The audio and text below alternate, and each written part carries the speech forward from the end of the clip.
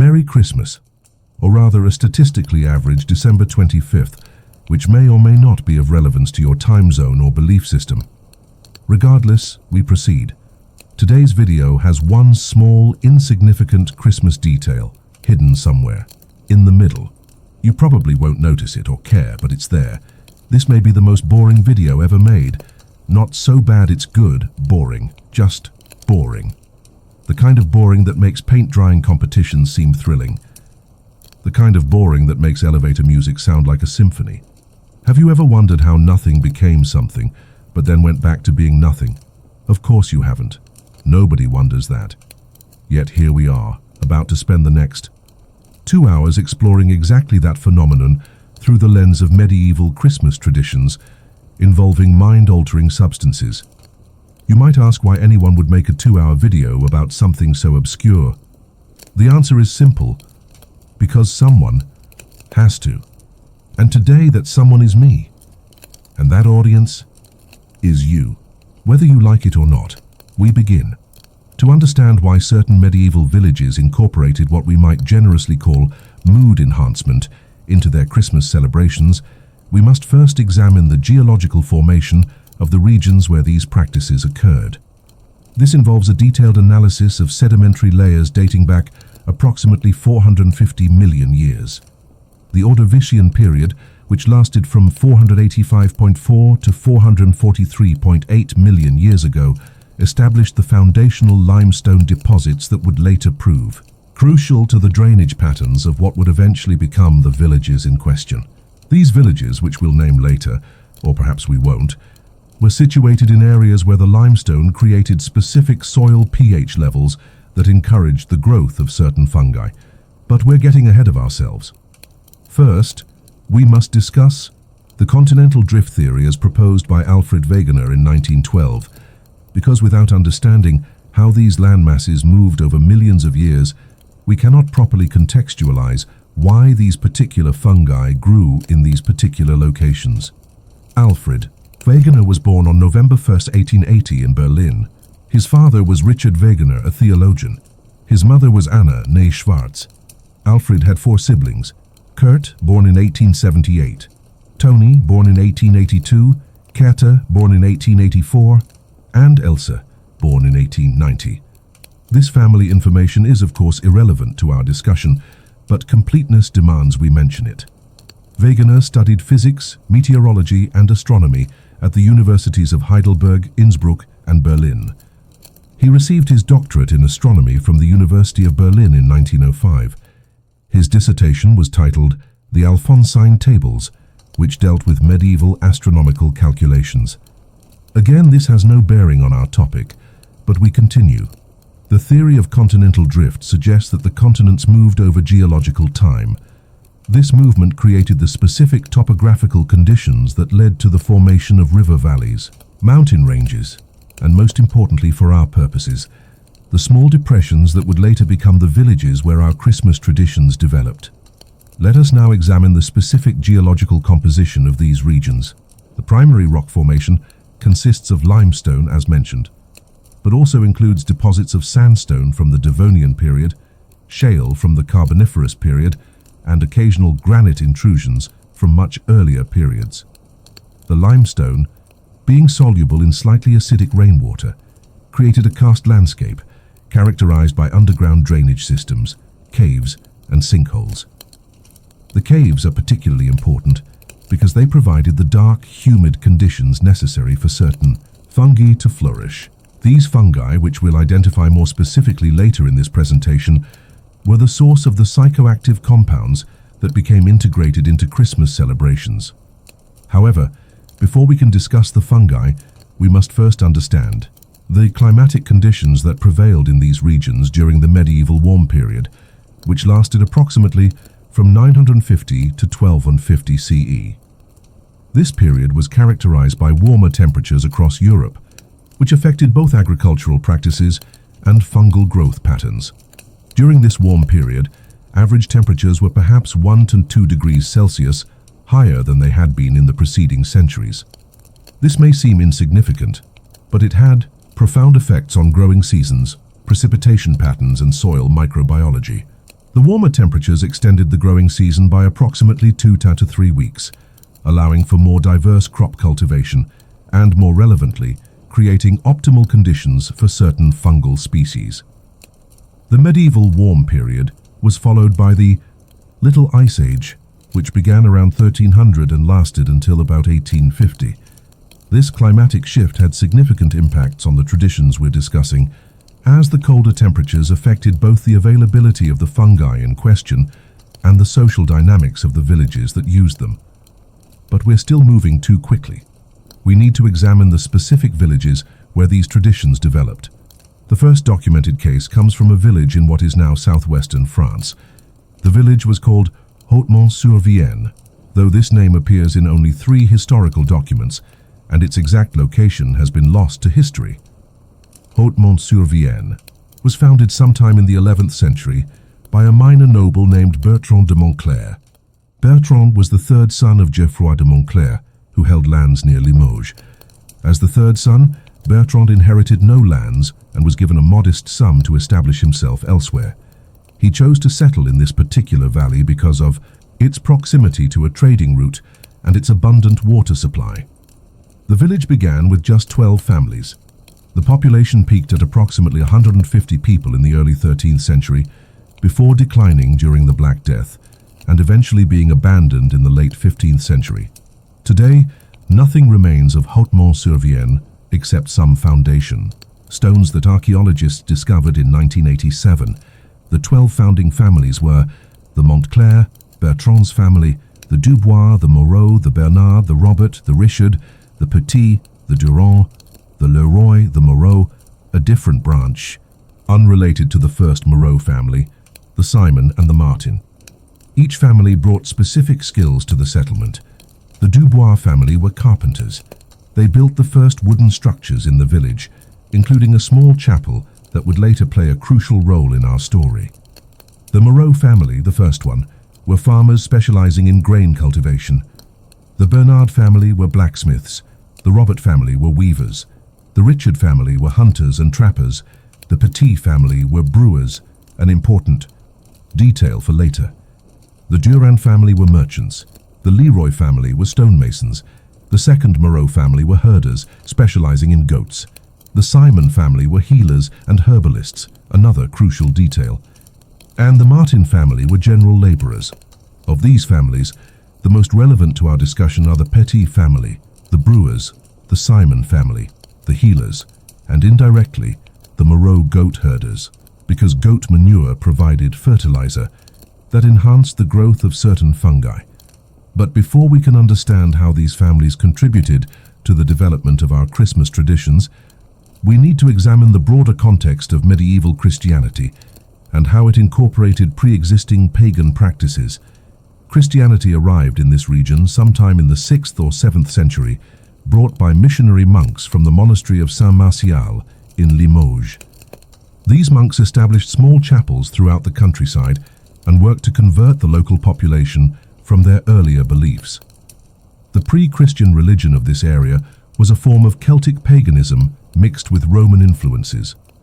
The Celts had been in the region for centuries before the Roman conquest, and their religious practices centered around natural cycles, particularly the changing of the seasons. The winter solstice was an especially important time, as it marked the return of longer days and the promise of spring. When Christianity arrived, rather than completely eliminating these pagan practices, the Church often incorporated them into Christian celebrations. This is how many Christmas traditions developed. They were originally pagan winter solstice celebrations that were given Christian meanings. In Hautmont-sur-Vienne and similar villages, one of the pagan traditions involved consuming certain plants or fungi that produced altered states of consciousness. These altered states were believed to facilitate communication with spirits or gods. When Christianity arrived, this practice was initially condemned by the Church. However, by the 11th century, a more pragmatic approach had developed. Rather than completely forbidding these practices, some local priests began to incorporate them into Christmas celebrations, arguing that the altered states could facilitate communication with God or provide mystical visions of Christ's birth. This theological justification was somewhat controversial and was never officially sanctioned by the church hierarchy. It remained a local practice confined to a small number of villages in remote areas where church oversight was minimal. The chor, specific fungi involved in these practices, grew in the caves and underground chambers that were common in the limestone karst landscape. The primary species was what modern mycologists would classify as Psilocybe semilanceata, commonly known as the liberty cap mushroom. However, there were likely other psychoactive species involved as well. Psilocybe semilanceata contains the compounds psilocybin and psilocin, which produce hallucinogenic effects when consumed. The mushroom is small, typically 1 to 2 centimeters in diameter, with a conical cap that ranges from light brown to dark brown in color. It grows in grassy areas, particularly where there has been animal grazing, which explains why the goat herders' activities were relevant to mushroom availability. The mushrooms were most abundant in autumn, typically October and November, which conveniently aligned with the preparation period for Christmas celebrations. The villagers would collect them during this time and dry them for later use. Subscribe if you're still awake, or don't. It changes nothing. The drying process was crucial because fresh mushrooms were highly perishable and their potency could vary significantly. Dried mushrooms provided a more consistent and storable product. The drying was typically done by the Simon family, who had the most knowledge of plants and their properties. Marguerite Simon, who lived from approximately 1145 to 1203, was particularly skilled in this area. She had learned herbal knowledge from her mother, Agnès, who had learned it from her mother, Berthe, creating a generational chain of knowledge that stretched back to pre-Christian times. Marguerite kept detailed records of her practices, though these records were written in a mixture of Latin and the local dialect, making them difficult for modern historians to interpret. The records were discovered in 1923 during the renovation of a church in a nearby village, though the church itself has no direct connection to our story. The records indicate that Marguerite experimented with different preparation methods for the fungi. She tried various combinations of drying temperatures, storage methods, and mixing the fungi with other substances. Her notes suggest that she achieved the most consistent results by drying the mushrooms at low temperature over a period of several weeks, then storing them in sealed clay vessels. The clay vessels were made by the pottery workshop in a neighboring village called Saint-Junien-les-Combes. This village specialized in pottery because of local clay deposits that were particularly suitable for ceramics. The clay had a high iron content that gave it a distinctive reddish color and made it especially durable. The pottery workshop was run by the Bontemps family, who had been making ceramics in the region since the late 10th century. The founder of the workshop was Henri Bontemps, who learned pottery techniques while serving as an apprentice in Limoges. Henri established his workshop around 990 CE and passed it down to his son, Jacques, who passed it to his son, Pierre, and so on through 7 generations. The Bontemps pottery was known for its quality throughout the region. Their vessels were used not only for storing mushrooms, but also for brewing beer, storing grain, and various other purposes. The workshop produced approximately 200 pieces per year, which were traded throughout the surrounding area. But we're digressing into pottery history, which, while fascinating in its own way, is not directly relevant to our discussion of Christmas. Traditions involving psychoactive substances. Let us return to Marguerite Simon and her experiments with mushroom preparation. Marguerite's records indicate that she tested different dosages by giving small amounts to volunteers from the village. These tests were conducted in secret, as the practice was still officially discouraged by the church. The volunteers included her husband, Pierre Simon, her brother-in-law, Michel Petit, from the brewing family, and several other trusted villagers. This testing process took place over several years, with Marguerite carefully documenting the effects of different dosages and preparation methods. Her goal was to find a dosage that would produce the desired spiritual effects without causing negative side effects or dangerous behavior. Through this process, she determined that the optimal dosage was approximately 1.5 grams of dried mushrooms per person, consumed as a tea mixed with honey and herbs. The honey came from beehives maintained by the Robert family, who had developed beekeeping as a secondary occupation. The herbs were various plants that Marguerite had found to complement the mushroom effects and reduce nausea.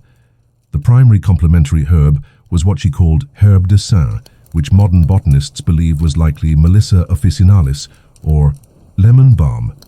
This herb has mild sedative properties and can help reduce anxiety, making it a logical addition to a psychoactive preparation. Lemon balm is a perennial herb in the mint family.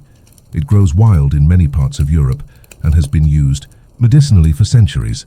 The plant can grow up to 2 feet tall and produces small white or yellow flowers in summer. The leaves have a distinctive lemony scent when crushed, which is how the plant got its common name. But again, we're getting sidetracked into botanical details that, while educational, don't directly advance our narrative about Christmas traditions. The important point is that Marguerite developed a standardized preparation that could be safely consumed during religious celebrations. By the late 12th century, this practice had become an established part of Christmas celebrations in Haute-Mont-sur-Vienne. The tradition typically began on December 21st, the winter solstice, and continued through the 12 days of Christmas, ending on January the 6th, the Feast of Epiphany. The celebration would begin at sunset on December 21st, with the entire adult population of the village gathering in the chapel. Children were not permitted to participate until they reached the age of 16, which was considered the age of religious maturity in this community. The chapel itself was a simple stone structure, approximately 30 feet long and 20 feet wide, with a wooden roof and a single altar. It had been built by the Leroy family stonemasons in the early 12th century, using limestone quarried from a site about 2 miles from the village. The limestone quarry is worth mentioning because it was also a source of caves where mushrooms grew. The quarrying process involved digging into the hillside and following veins of high-quality stone. This created a network of tunnels and chambers that provided ideal conditions for fungal growth. The quarry was operated by successive generations of the Leroy family. The founder was Gérard Leroy, who arrived in the village around 1110. Gérard had learned stonework while helping to build the cathedral in Limoges, a project that took several decades and employed hundreds of workers. The Limoges Cathedral, formerly known as the Cathedral of Saint-Étienne, was begun in 1273 and not completed until 1540. However, there had been an earlier cathedral on the same site, begun in the 11th century, which is when Gérard would have worked there. This earlier cathedral was partially demolished to make way for the Gothic structure that stands today. Gérard Leroy worked on the earlier cathedral for about 15 years before deciding to establish himself as an independent mason in a smaller community. He chose Haute-Mont-sur-Vienne because the local limestone was of exceptional quality and because the village needed a skilled stonemason. His first major project in the village was building the chapel, which took him 3 years to complete. The Kew chapel was constructed using the traditional methods of the time, with thick stone walls, small windows, and a wooden roof supported by oak beams. The oak beams came from a forest about 5 miles from the village. The forest was owned by the Abbey of Saint-Martial in Limoges, which granted the village permission to harvest a limited number of trees each year. The harvesting was done in winter, when the sap was down, making the wood more stable and less prone to warping. Oak was the preferred wood for construction because of its strength and durability. The trees used for the chapel beams were probably 80–100 years old when they were cut, making them mature enough to provide strong, stable timber. The process of converting trees into construction timber was labor-intensive. First, the trees had to be felled using axes, as chainsaws wouldn't be invented for another several centuries. Then the logs had to be transported to the village using ox carts, a process that could take several days, depending on weather conditions. Once, in the village, the logs were seasoned for at least a year before being shaped into beams. The seasoning process involved storing the logs in a dry place and allowing them to lose moisture gradually. This was crucial for preventing the beams from cracking or warping after installation. The beam shaping was done by the Dubois family, carpenters, who used traditional hand tools including adzes, draw knives, and chisels. Each beam had to be shaped to specific dimensions and fitted with joints that would connect to other beams in the roof structure. This level of detail about construction techniques is probably more than most people want to know about a medieval chapel, but it helps illustrate the amount of work that went into creating the space where the Christmas mushroom ceremonies took place. If you're one of the 7 people still watching, comment Emperor Blandicus below. The chapel interior was sparse by modern standards. There were no pews. The congregation stood during services. The altar was a simple stone table, carved from a single block of limestone. Behind the altar was a wooden crucifix, carved by the Dubois family, and painted with pigments made from local materials. The pigments deserve a brief mention, because they were created using techniques that connected to the village's knowledge of natural materials. Red pigment came from iron oxide found in certain clay deposits. Blue pigment was more expensive and came from lapis lazuli that had to be traded from distant sources. Yellow came from a plant-based dye made from weld, which grew wild in the Eaita area. Weld, scientifically known as Reseda luteola, is a plant that has been used for yellow dye since ancient times. It produces a bright, color-fast yellow that was highly valued in medieval times. The plant grows as an annual herb and can reach heights of up to 5 feet. It produces small yellow-green flowers arranged in long spikes. The process of making dye from weld involves harvesting the entire plant when it's in flower, then boiling it to extract the yellow compounds. The resulting liquid can be used to dye fabric, or in this case mixed with a binding agent to create paint pigment. But once again, we're veering into technical details that, while interesting, don't directly relate to our main story. The point is that the chapel was decorated using materials and knowledge that were part of the same tradition of working with natural substances that led to the mushroom ceremonies. The Christmas celebration in Hautmont-sur-Vienne began with the lighting of candles around the chapel. The candles were made from beeswax provided by the Robert family beekeepers. Beeswax candles burn more cleanly and brightly than tallow candles, making them preferred for religious ceremonies. The beekeeping operation run by the Robert family consisted of about 12 hives, each housing a colony of European honeybees, Apis mellifera. These bees were the same species that are still used for honey production today. Each hive could produce 30–50 pounds of honey per year, along with several pounds of beeswax. Beeswax was valuable not only for candle making, but also for waterproofing, preserving wood, and various medicinal applications. The Robert family traded their surplus beeswax to neighboring villages, making it one of their primary sources of income. The process of making beeswax candles involved melting the wax and repeatedly dipping wicks to build up layers of wax. Each candle required multiple dippings, with cooling time between each dip. A skilled candle maker could produce about 20 candles in a day. The wicks were made from twisted flax fibers. Flax was grown by several village families, including the first Moreau family. Flax cultivation required careful attention to soil preparation, planting timing, and harvesting methods. Flax plants grow about 3 to 4 feet tall and produce small blue or white flowers. The fibers come from the stem of the plant and must be extracted through a process called retting, which involves soaking the harvested plants in water to decompose the non-fiber portions. After retting, the flax is dried and then beaten to break up the woody stems and release the fibers. These fibers can then be spun into thread and woven into linen cloth or twisted into wicks for candles. We seem to be developing a pattern here of discussing every aspect of medieval village life in exhaustive detail.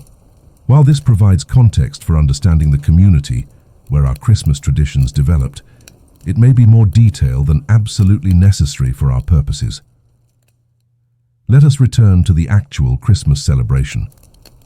After the candles were lit and the congregation had gathered, the village priest would begin the ceremony with traditional prayers and readings from scripture. The priest during this period was Father Gautier, who served the village from approximately 1180 to 1215. Father Gautier was an interesting figure because he was one of the clergy members who tacitly approved of incorporating mushroom consumption into Christmas celebrations. His approval wasn't official or written down anywhere, but village records suggest that he participated in the ceremonies and provided theological justification for the practice. Father Gautier had studied at the Cathedral School in Limoges before being assigned to serve rural parishes. He was known for his practical approach to ministry and his willingness to adapt Christian practices to local customs, as long as they didn't directly contradict church doctrine. His theological justification for the mushroom ceremonies was based on the idea that altered states of consciousness could facilitate mystical communion with God.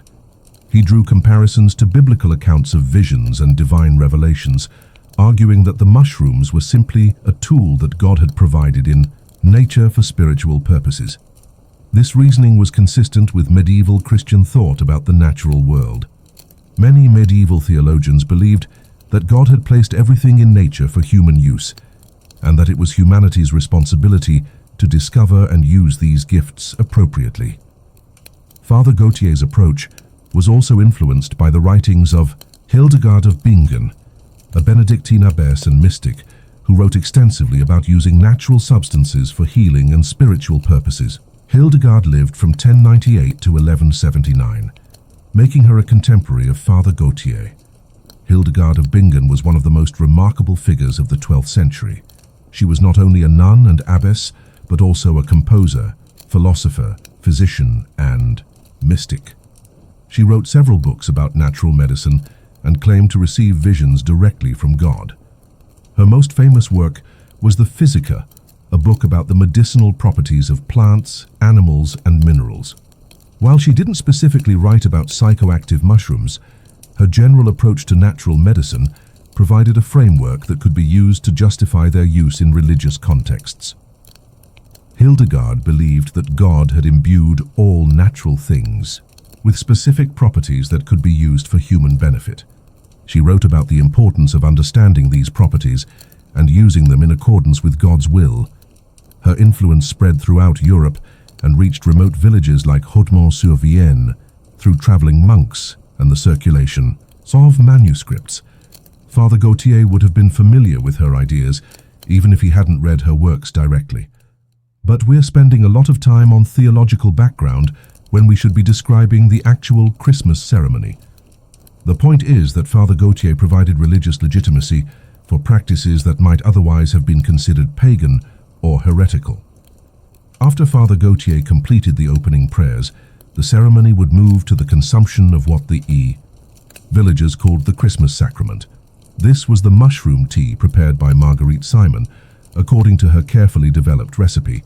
The tea was served in small clay cups, each holding approximately 1/4 cup of liquid. The cups were passed around the congregation in a specific order, beginning with the eldest members and proceeding by age. This ordering was important because it demonstrated respect for village hierarchy and ensured that the most experienced members could guide younger participants through the experience. The eldest member of the village during this period was Alain Dubois, the patriarch of the Carpenter family. Alain was born around 1125, making him approximately 65 years old during the height of these celebrations. 65 was quite elderly for the medieval period, when life expectancy was much lower than today. Alain had participated in the mushroom ceremonies since they began and was considered the village's expert on managing the effects of the substance. He would typically remain alert throughout the ceremony to help anyone who was having difficulty with the experience.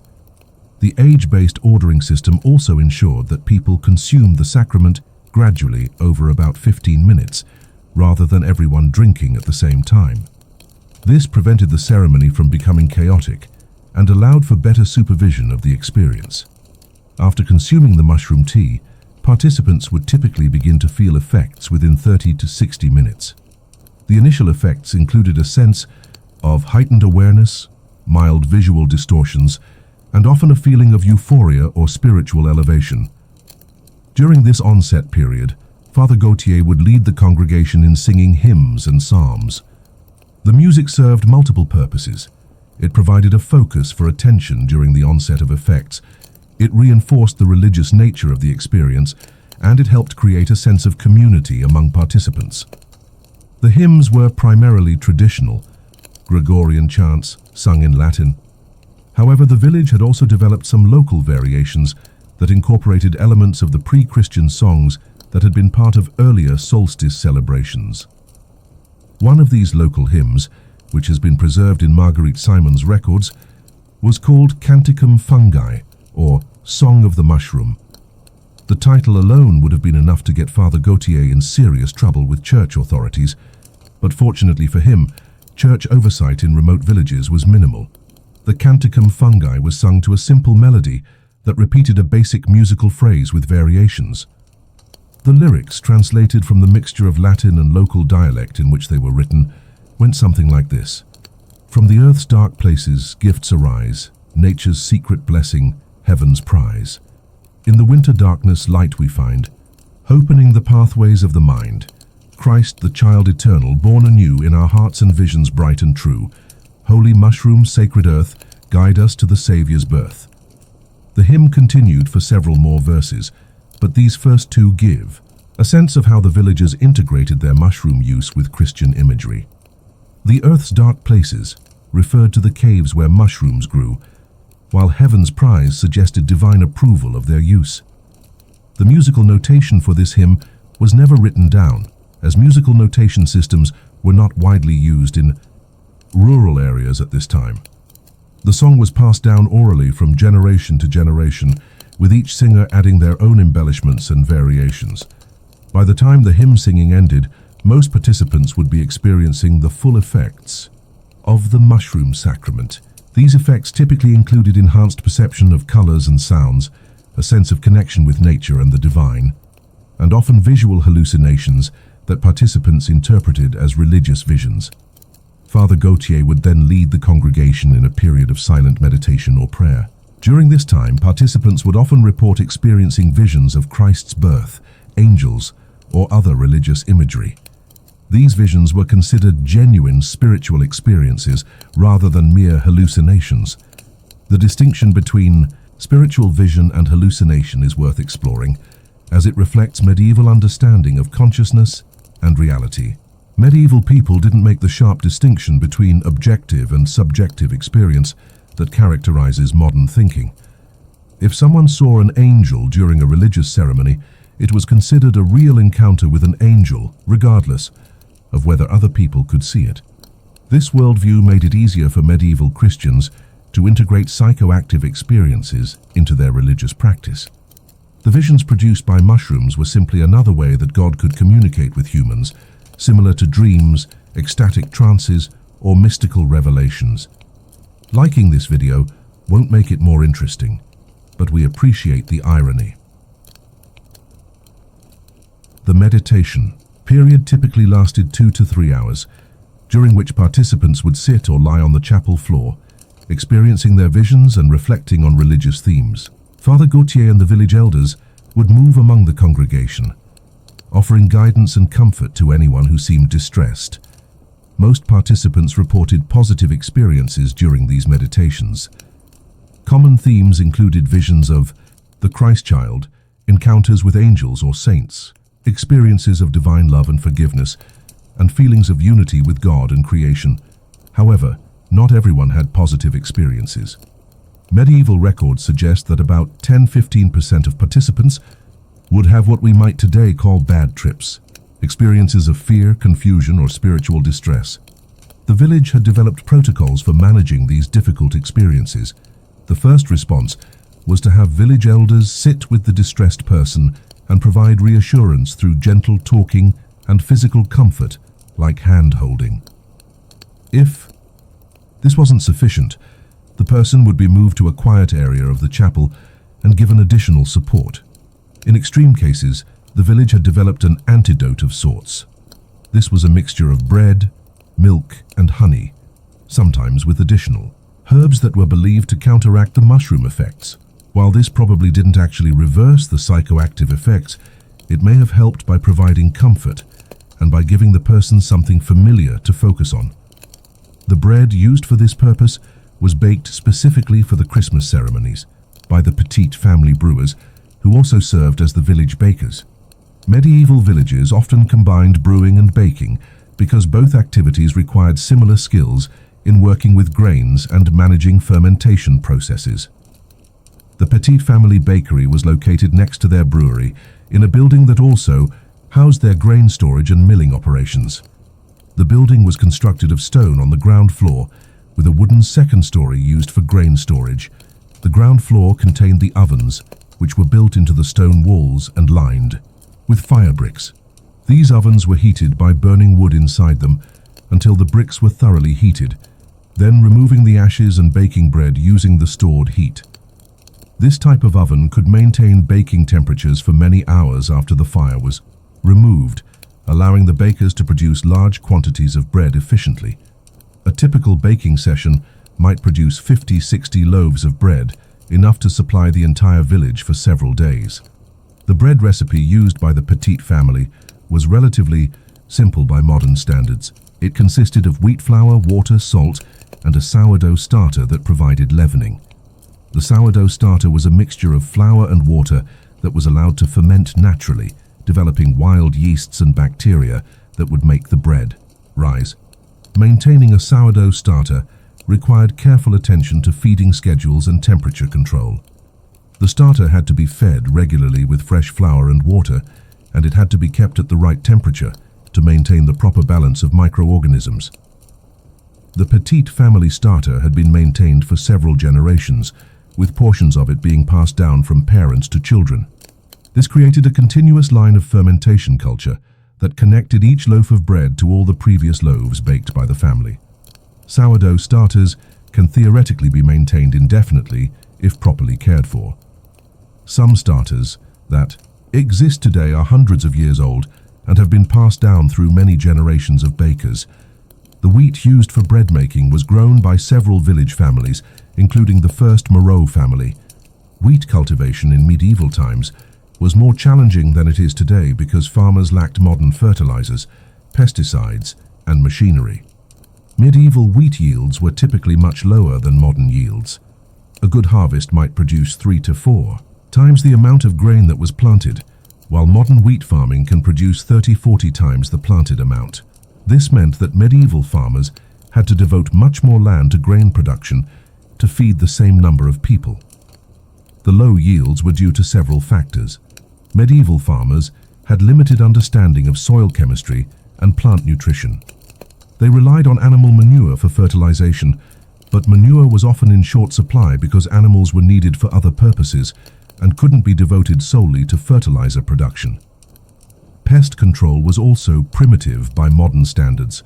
Farmers might use companion planting, crop rotation, and physical barriers to control insects and diseases, but they lacked the chemical pesticides that modern farmers use. Weather was another major factor affecting yields. Medieval farmers were entirely dependent on natural rainfall and had no irrigation systems. A drought or excessive rain could destroy an entire year's crop, leading to famine conditions.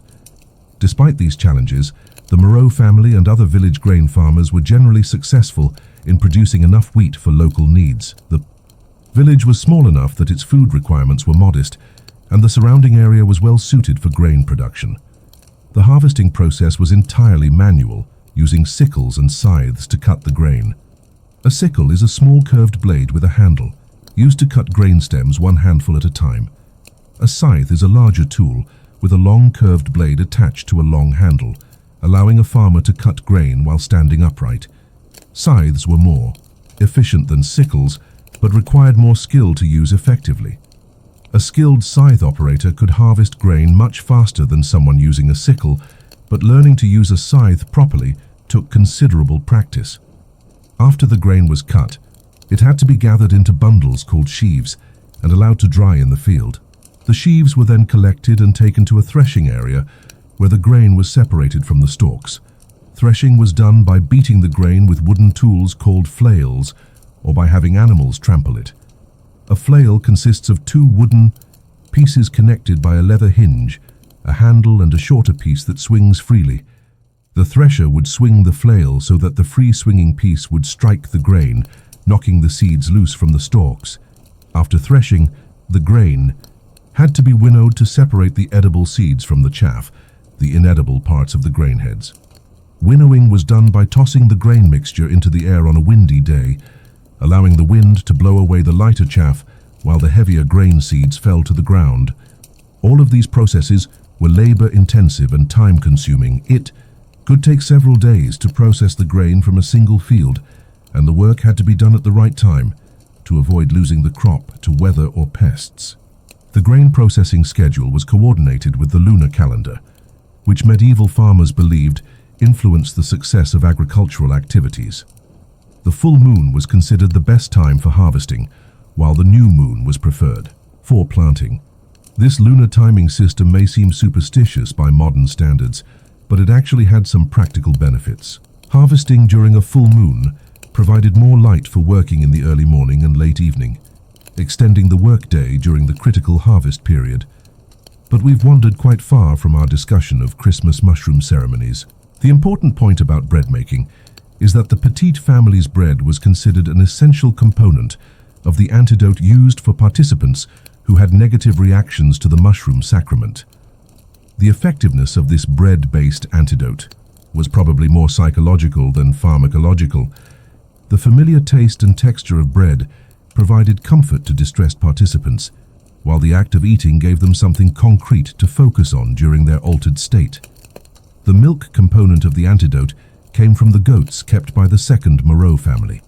Goat milk was preferred over cow milk for this purpose because goats were easier to maintain in the village's mountainous terrain, and goat milk was believed to have more medicinal properties than cow milk.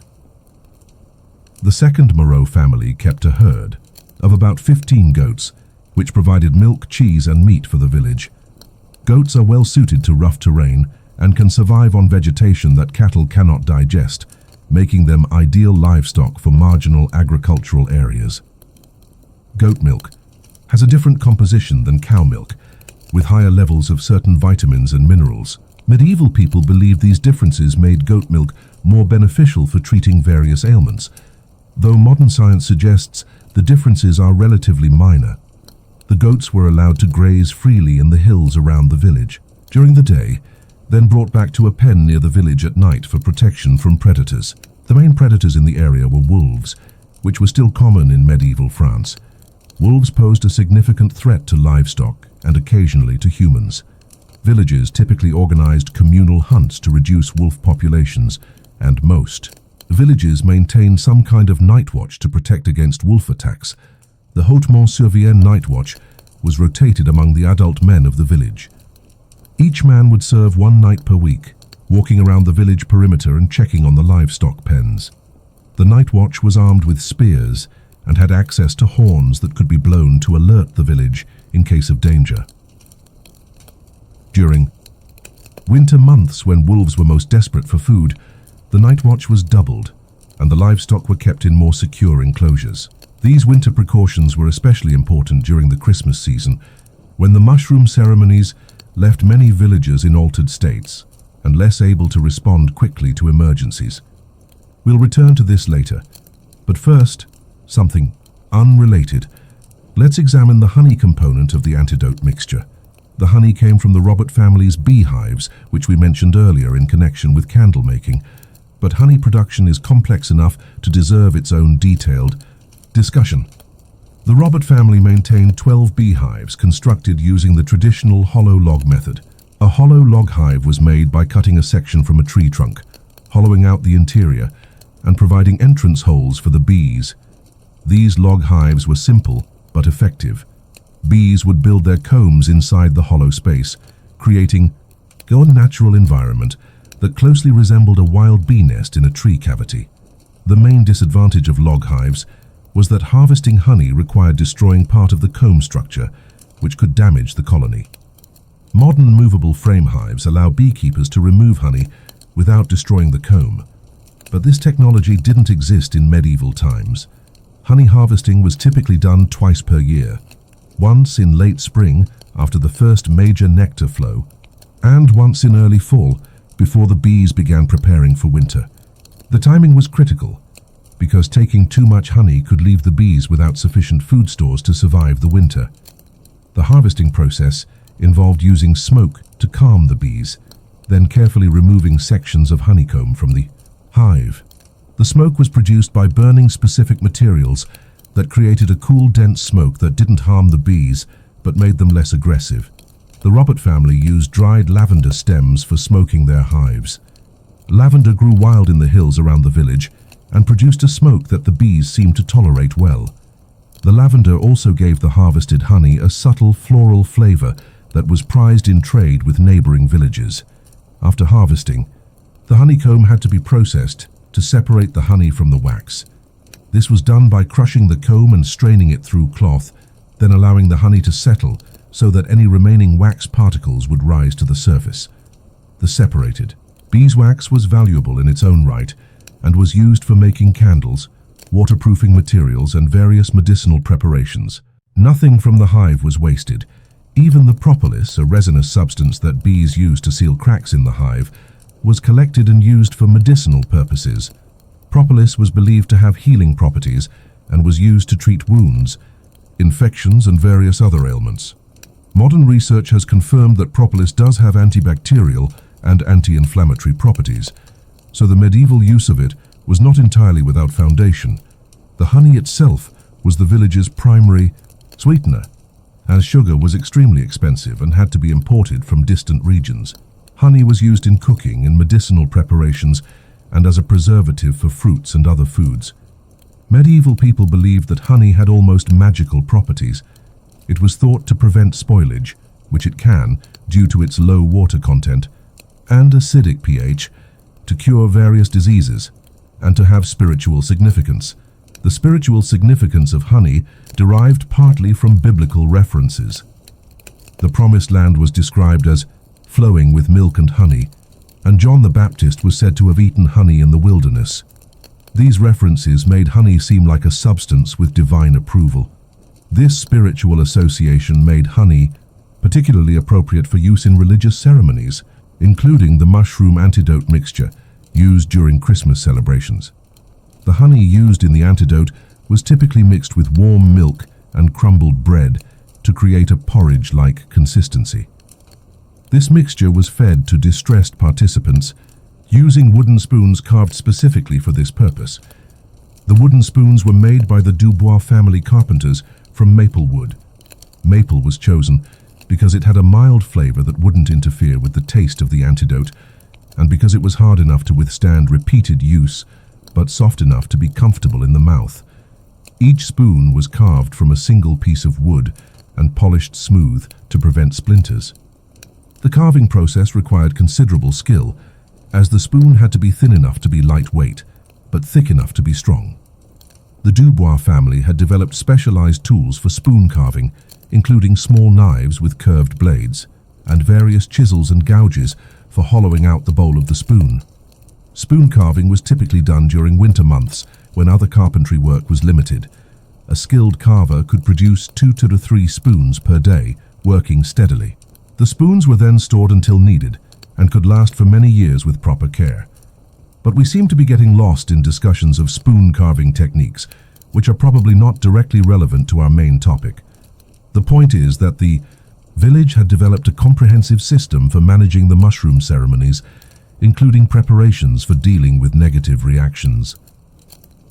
Now let's return to the typical progression of the Christmas ceremony. After the meditation period, which could last 2 to 3 hours, participants would gradually return to normal consciousness as the mushroom effects wore off. This transition period was managed carefully, with village elders helping participants process their experiences and integrate them into their understanding of Christian faith. Many participants would share their visions with others, contributing to a collective understanding of the spiritual significance of the ceremony. The sharing typically took place in small groups, with 4 to 5 people gathering together to discuss what they had experienced. This allowed for intimate conversation while preventing the chaos that might result from everyone trying to share at once. Father Gautier would move among the groups, listening to the reports of visions and providing theological interpretation. He was skilled at connecting the often strange and symbolic content of mushroom visions to traditional Christian teachings and biblical stories. For example, if someone reported seeing strange geometric patterns or colors, Father Gautier might interpret these as glimpses of the heavenly realm, which was believed to be beyond normal human comprehension. If someone saw animals or natural scenes, these might be interpreted as reminders of God's creation and humanity's connection to the natural world. The most valued visions were those that directly related to Christmas themes: the birth of Christ, the visit of the angels to the shepherds, the journey of the wise men, or the flight into Egypt. Participants who reported such visions were considered especially blessed and were often asked to share their experiences with the entire congregation. These Christmas-themed visions were not uncommon, which is not surprising given that the ceremony took place during Christmas season and included extensive Christian imagery and music. The combination of religious setting, Christmas expectations, and psychoactive substances naturally led participants' minds toward Christmas-related imagery. However, some participants reported visions that were more difficult to interpret in Christian terms. These might include encounters with strange beings, journeys to otherworldly realms, or experiences of unity with nature that seemed more pagan than Christian. Father Gautier handled these challenging visions with considerable diplomatic skill. Rather than dismissing them as non-Christian, he would typically find ways to reframe them in Christian terms or suggest that they represented symbolic truths that could be understood within a Christian framework. This interpretive flexibility was necessary for maintaining the acceptance of the mushroom ceremonies within the village's Christian community. If participants felt that their experiences were being rejected or condemned, they might lose faith in the practice or in Christianity itself. The sharing and interpretation process typically continued until dawn, when the ceremony would conclude with morning prayers and a communal breakfast. The breakfast was an important part of the ritual because it marked the return to normal, everyday life after the intense spiritual experience of the night. The breakfast consisted of bread, cheese, eggs, and ale, all provided by various village families as part of their contribution to the Christmas celebration. The bread was the same type used in the antidote mixture, baked by the Petit family. The cheese was made from goat milk by the second Moreau family. The eggs came from chickens, kept by several village families. Chickens were valuable because they provided both eggs and meat, and they could survive on scraps and insects, making them relatively inexpensive to maintain. Medieval chickens were smaller than modern breeds and laid fewer eggs per year. A typical hen might lay 80-100 eggs annually, compared to 250-300 eggs per year for modern laying breeds. The eggs were usually prepared as a simple scramble, cooked in a large iron pan over the fire. Iron cookware was expensive in medieval times and was considered a valuable possession. The village probably owned only 2 to 3 iron pans, which had to be shared among families for special occasions. The ale was brewed by the Petit family using barley grown by various village farmers. Medieval ale was different from modern beer. It was typically lower in alcohol content, flavored with herbs instead of hops, and consumed fresh rather than aged. The brewing process began with malting the barley, which involved soaking the grain in water until it began to sprout, then drying it to stop the sprouting process. This created malted barley, which contained enzymes that could convert the grain starch into fermentable sugars. The malted barley was then mashed with hot water to create a sweet liquid called wort. The wort was boiled with herbs, usually a bao mixture that might include wild rosemary, meadowsweet, or other local plants, to add flavor and help preserve the finished ale. After cooling, the wort was transferred to fermentation vessels, and yeast was added to begin the alcoholic fermentation process. Medieval brewers often didn't understand the role of yeast in fermentation, but they knew that adding sediment from previous batches would start the fermentation process. The fermentation took place in wooden barrels or ceramic vessels, depending on what was available. The process typically took 5 to 7 days, after which the ale was ready to drink. Medieval ale had to be consumed relatively quickly because it lacked the preservatives used in modern beer. A batch of ale might remain good for 2 to 3 weeks if stored properly, but it would gradually become sour or develop off flavors as wild bacteria and yeasts contaminated it. For this reason, brewing was done frequently in small batches rather than occasionally in large batches. The Petit family probably brewed ale every 2 to 3 weeks throughout the year, adjusting the quantity based on seasonal needs and the availability of ingredients. If you've made it this far, you clearly need a hobby. Consider subscribing. The Christmas morning breakfast served several social functions beyond simply providing nutrition. It allowed participants to reconnect with each other and with everyday reality after their intense spiritual experience. It also provided an opportunity for the community to reflect collectively on the meaning of the ceremony. During the breakfast, conversation typically focused on the practical lessons that could be drawn from the previous night's visions. Participants might discuss how their experiences had changed their understanding of their faith, their relationships with other villagers, or their approach to daily life. These conversations were important for integrating the mushroom experience into the ongoing life of the community. Without this integration process, the ceremonies might have remained isolated events with little lasting impact on participants' lives. The integration process continued for several days after each ceremony. Participants would often seek out Father Gautier or village elders for private conversations about their experiences, and small groups would continue to meet informally to discuss the implications of what they had experienced. This extended integration process helped ensure that the mushroom ceremonies contributed to the spiritual life of the community, rather than becoming simply recreational drug use. The combination of religious setting, community support, and ongoing reflection helped participants derive meaningful spiritual insights from their experiences. The Christmas celebrations in Hautmont-sur-Vienne continued for the full 12 days of Christmas, from December 25th through January 6th. However, the mushroom ceremonies were not repeated every night. Instead, they typically occurred 3 to 4 times during the 12-day period, allowing participants time to recover and process their experiences between ceremonies. The timing of the ceremonies was usually determined by the lunar calendar and by practical considerations such as the availability of mushrooms and the weather. Ceremonies were preferably held on clear nights when participants could see the stars, as this was believed to enhance the spiritual significance of the experience.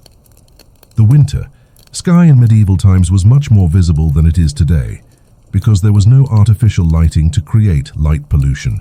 On a clear night, villagers could see thousands of stars, the Milky Way and various planets with stunning clarity. This spectacular night sky was incorporated into the mushroom ceremonies, with participants often spending part of the experience outdoors contemplating the heavens and feeling their connection to the cosmos. The astrological significance of various celestial events was also considered when scheduling ceremonies. The winter solstice, the new moon closest to Christmas, and the appearance of bright planets were all considered auspicious times for mushroom ceremonies. Medieval people had a much more intimate relationship with astronomical cycles than most modern people do. They used the positions of stars and planets to determine the timing of agricultural activities, religious observances, and social events. This astronomical awareness was particularly important for the mushroom ceremonies because the villagers believed that celestial influences could affect both the potency of the mushrooms and the quality of the visions they produced. While this belief was not based on scientific understanding of astronomy or pharmacology, it reflects the medieval worldview that saw connections between earthly and heavenly realms and between natural cycles and human spiritual experience. Now we approach the most intriguing part of our story. You've been patient through discussions of wheat harvesting, spoon carving, and medieval brewing techniques. But what happened next in Hautmont-sur-Vienne would change everything we thought we knew about these Christmas mushroom traditions. It began in the winter of 1203, during what would prove to be Father Gautier's final year serving the village. The signs were subtle at first, so subtle that most villagers didn't notice anything unusual until much later. The first indication that something was different came from Marguerite Simon's mushroom preparation. For 17 years, she had followed the same careful procedures for drying and storing the fungi used in Christmas ceremonies. But in the autumn of 1203, something went wrong. The mushrooms that year were different. Not visibly different, you understand. They looked the same, smelled the same, dried the same way, but their effects were unlike anything the villagers had experienced before. During the first Christmas ceremony that year, held on December 22nd, participants reported visions that were far more intense than usual. Instead of the gentle religious imagery that typically characterized the mushroom experience, people began seeing complex, overwhelming visions that seemed to transport them to entirely different realms. Alain Dubois, the elderly carpenter who normally served as a guide for other participants, found himself completely overwhelmed by visions of vast geometric structures that seemed to extend beyond the boundaries of normal space. He later described these structures as cathedrals built from light, with walls that curved through dimensions that shouldn't exist. Marie Petit, the brewer's daughter who was participating in the ceremony for the first time, she had just turned 16, reported traveling through what she described as tunnels of living color to a place where she encountered beings of pure light, who spoke to her in a language she had never heard, but somehow understood perfectly. Even more disturbing were the reports from Jacques Moreau, the goat herder's son, who claimed to have witnessed the birth of Christ not as the familiar scene from Christian art, but as a cosmic event involving the intersection of multiple universes and the transformation of matter into spirit. These reports might have been dismissed as particularly vivid individual experiences, except for one remarkable fact. Multiple participants reported seeing the same visions. At least 6 people described encountering the same light beings that Marie Petit had seen.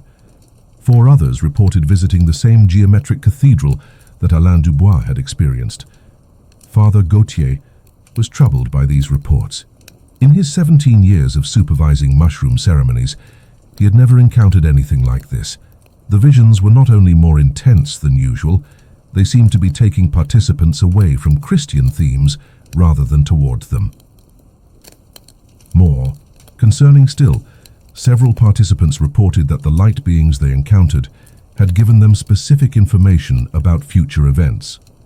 Marie Petit claimed that the beings had shown her visions of changes coming to the village that would affect everyone's lives. According to Marie's account, the beings had shown her a time when the village would be abandoned, when the chapel would fall into ruins, and when the mushroom ceremonies would be forgotten by all but a few scholars studying obscure historical documents. This prophetic element was unprecedented in the village's mushroom ceremonies. Previous visions had typically focused on spiritual insights, religious revelations, or personal guidance. None had claimed to show specific future events. Father Gautier was faced with a difficult theological problem. If these visions were genuine, divine revelations, they represented a new level of spiritual communication with God. But if they were deceptions, perhaps sent by evil spirits, they could lead the village into heresy or spiritual danger. He decided to approach this problem methodically. First, he would carefully document all the reports from the December 22nd ceremony. Then, he would examine Marguerite Simon's mushroom preparation to see if anything had changed in her procedures. Finally, he would consult theological authorities to determine how such experiences should be interpreted. The documentation process took several days. Father Gautier interviewed each participant individually, recording their experiences in as much detail as possible. He was particularly interested in the specific content of the visions and in any commonalities between different participants' reports. What emerged from this investigation was even more remarkable than the initial reports had suggested. Not only had multiple participants shared similar visions, but the visions seemed to be connected in ways that suggested they were all part of a larger, coherent experience. The geometric cathedral that Alain Dubois had seen appeared to be the same structure that several other participants had glimpsed from different perspectives. The light beings encountered by various participants seemed to be the same entities, appearing to different people at different times during the ceremony. Most intriguing of all, the prophetic visions reported by different participants seemed to show different aspects of the same future events. Marie Petit's vision of the village's abandonment connected with Jacques Moreau's vision of religious practices changing throughout the region, which in turn connected with other participants' visions of political and social upheaval. When Father Gautier assembled all these individual reports, they seemed to form a coherent narrative about the future of the village and the surrounding region. It was as if the mushroom experience had allowed the participants to collectively perceive coming changes that no individual could have foreseen. This collective visionary experience was unprecedented not only in Hautmont-sur-Vienne, but in the entire tradition of medieval mysticism. While individual mystics had occasionally reported prophetic visions, there were no recorded cases of an entire community sharing a detailed vision of future events. Father Gautier's investigation of Marguerite, Simon's mushroom preparation, initially revealed nothing unusual. She had followed her standard procedures for collecting, drying, and storing the fungi. The mushrooms had been harvested from the same locations as in previous years, at the same time of year, using the same methods. However, further investigation revealed one significant change in the environmental conditions. The autumn of 1203 had been unusually dry, with far less rainfall than normal. This had affected the growth conditions for the mushrooms in ways that might have altered their chemical composition. Additionally, there had been changes in the village's livestock practices that year. The second Moreau family had increased their goat herd from 15 to 23 animals, and had begun allowing the goats to graze in areas closer to the mushroom collection sites. The increased goat activity might have changed the soil composition in these areas, potentially affecting the mushroom's development. Different soil nutrients could theoretically alter the concentration of psychoactive compounds in the fungi, but these were speculative explanations at best. Medieval people lacked the scientific knowledge to understand how environmental factors might affect the chemistry of psychoactive mushrooms. They could observe that something had changed, but they couldn't explain why. Father Gautier's theological consultation proved equally inconclusive. He sent letters to learned clergy in Limoges and Paris, describing the unusual visions, though not mentioning their connection to mushroom consumption, and asking for guidance on their interpretation. The responses he received were varied and contradictory. Some theologians suggested that intense shared visions might represent genuine divine revelation, particularly if their content was consistent with Christian doctrine. Others warned that such experiences were likely deceptions from evil spirits, designed to lead the faithful astray. One response, from a scholar at the Cathedral School in Paris, suggested that prophetic visions had been common in biblical times, but had become rare in the current era. This scholar speculated that God might be granting special revelations to remote communities that maintained particularly pure faith. Another scholar, from the monastery of Saint-Martial in Limoges, took a more skeptical view. He argued that group visions were almost certainly the result of mass hysteria or demonic influence, and that communities experiencing such phenomena should increase their prayers and fasting to protect themselves from spiritual deception. These conflicting expert opinions left Father Gautier with no clear guidance on how to proceed. He was faced with a decision that could affect the spiritual welfare of his entire community, but he lacked the theological authority to make a definitive determination about the nature of the visions. Subscribe if you're questioning everything. You thought you knew about medieval religious practices. The subscription button is probably where you expect it to be. The second mushroom ceremony of the 1203 Christmas season was scheduled for December 28th, the Feast of the Holy Innocents. Father Gautier decided to proceed with the ceremony, but to modify the procedures in several ways.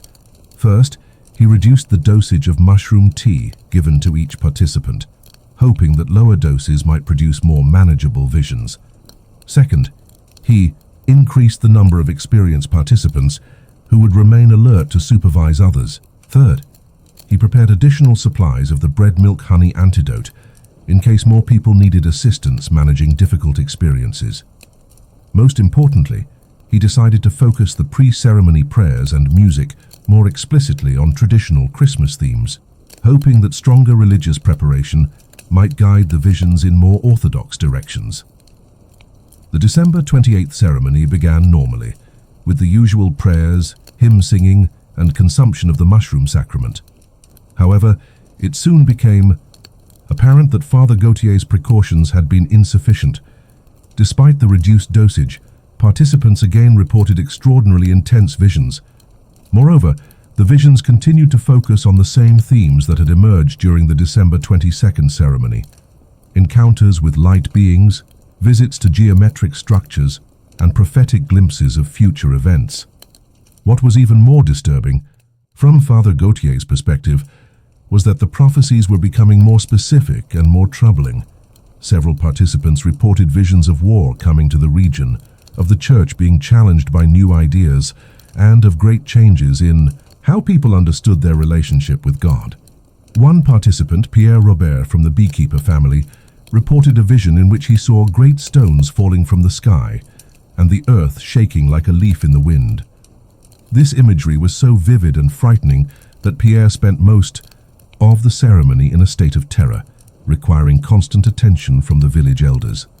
Another participant, Agnès Durand from the merchant family, reported seeing books written in languages that no one can read, containing knowledge that will change everything people believe about the world. This vision seemed to predict the emergence of new forms of learning that would challenge traditional religious authority. Most troubling of all, several participants reported visions specifically about the mushroom ceremonies themselves. They saw a time when such practices would be condemned by church authorities, when participants would be accused of heresy, and when the knowledge of how to conduct the ceremonies would be lost. These meta-visions, visions about the future of the visionary practice itself, created a paradoxical situation. If the visions were genuine prophetic revelations, they were predicting their own eventual suppression. If they were deceptions or fantasies, they were remarkably prescient about the historical trajectory of church attitudes toward such practices. Father Gautier found himself caught in an impossible theological bind. The visions contained elements that seemed genuinely prophetic and spiritually insightful, but they also contained implications that challenged church authority and traditional Christian doctrine. After the December 28th ceremony, he made the difficult decision to suspend the remaining mushroom ceremonies scheduled for the Christmas season. This was an unprecedented action that caused considerable controversy within the village community. Many villagers felt that Father Gautier was overreacting to what they saw as particularly vivid but essentially positive spiritual experiences. Others supported his caution, feeling that the intensity of the recent visions was beyond what they were comfortable handling. The suspension of the ceremonies created a theological crisis within the village. For nearly 20 years, the mushroom rituals had been an accepted part of the community's Christmas celebrations. Their sudden suspension raised questions about their legitimacy that had never been openly discussed before. Some villagers began to question whether the ceremonies had ever been appropriate Christian practices. Others argued that the intensity of the recent visions proved their spiritual authenticity, and that suspending them was an act of faithlessness. Father Gautier attempted to address these concerns through a series of special sermons during the remainder of the Christmas season. He explained his decision in terms of pastoral responsibility, arguing that his primary duty was to protect his flock from spiritual dangers, even if those dangers were not fully understood. He also emphasized that the suspension was temporary, pending further investigation and consultation with higher church authorities. This left open the possibility that the ceremonies might be resumed in the future, once their nature could be better understood. However, privately, Father Gautier was beginning to doubt whether the ceremonies should ever be resumed. The prophetic visions had shaken his confidence in his ability to distinguish between genuine divine revelation and potentially dangerous spiritual deception. The Christmas season of 1203 ended with the village community deeply divided about the mushroom ceremonies. This division would have lasting consequences for the community's social cohesion and religious practices. But the story doesn't end there. In fact, what happened next would prove that the prophetic visions of 1203 were more accurate than anyone could have imagined at the time. During the early months of 1204, several of the predicted events began to unfold with disturbing accuracy. The first sign came in March, when news reached the village of military conflicts in the region that matched descriptions from the prophetic visions. The Fourth Crusade, which had been ongoing since 1202, took an unexpected turn when the Crusaders attacked Constantinople instead of the Holy Land. This event sent shockwaves throughout the Christian world and seemed to fulfill the visions of war in unexpected places and Christians fighting Christians. More locally relevant was the news that reached the village in April about changes in church policy regarding local religious practices. a new papal directive had been issued requiring greater oversight of rural parishes and stricter control over non-standard religious observances. This directive didn't specifically mention mushroom ceremonies, but it clearly applied to such practices. Local bishops were instructed to investigate and regulate any religious activities that were not explicitly authorized by church doctrine. Father Gautier realized that the prophetic visions had accurately predicted the coming suppression of the mushroom ceremonies. The question was whether this fulfilled prophecy proved that the visions were genuine divine revelations, or whether they had been self-fulfilling predictions that influenced events through the participants' expectations. In May 1204, Father Gautier received a letter from the Bishop of Limoges requesting a detailed report on the religious practices in his parish. The letter specifically mentioned reports of unusual observances during Christmas celebrations and requested clarification about their nature and authorization. Father Gautier faced a critical decision. He could report the mushroom ceremonies honestly and face almost certain condemnation from church authorities, or he could conceal their existence and risk discovery through other channels.